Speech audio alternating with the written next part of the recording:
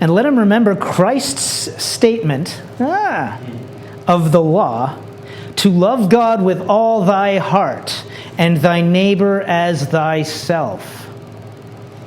Interesting. Love thy neighbor as thyself. What the fuck does that mean? There will also be another quote that I'll get to that is like the idea of, I'm going to jump to it right now. He doesn't say that, but I say that.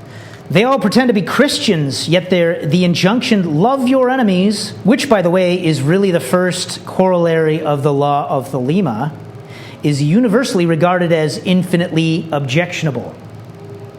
I mean, enemies really hate it when you give them love. It is the most upsetting thing you can do for them. Yeah. It's great. Not only that, well, I'll continue what he's saying here before I insert my own opinions, but I am myself, he says, in all kinds of a mess simply because I insist upon putting this into practice. I refuse to consider my enemies as irreconcilable. I take the utmost pains to understand and love them. By this means, I invariably succeed sooner or later in destroying them. That is, of incorporating them in my own idea of myself.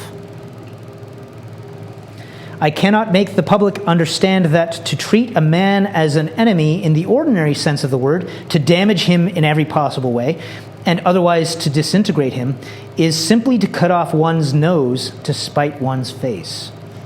There is nothing in the universe which is not indissolubly one with every other thing. This is an important aspect of Thelema as well, the idea that you are increasingly recognizing the fact that all things are an extension of yourself. You guys here, as far as I'm concerned, are an extension of myself, and I can see all kinds of things about myself in you. And the same is true for each of you with regard to me. If there's anything pissing you off about me, why don't you look at yourself first? No. Sometimes people are just dicks, but,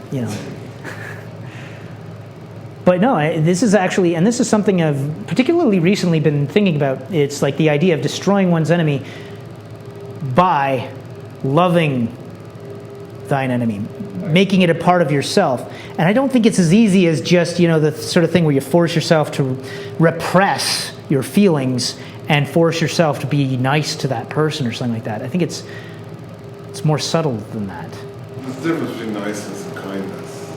Yeah.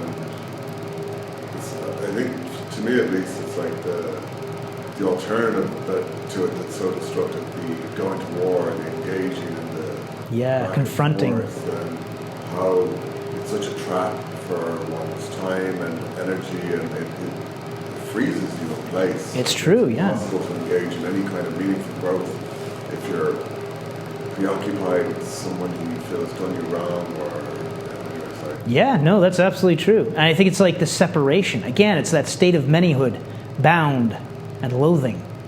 It's that you separating yourself and asserting more strongly that separation between you and that other. And when you go the other way, you can unite with that other.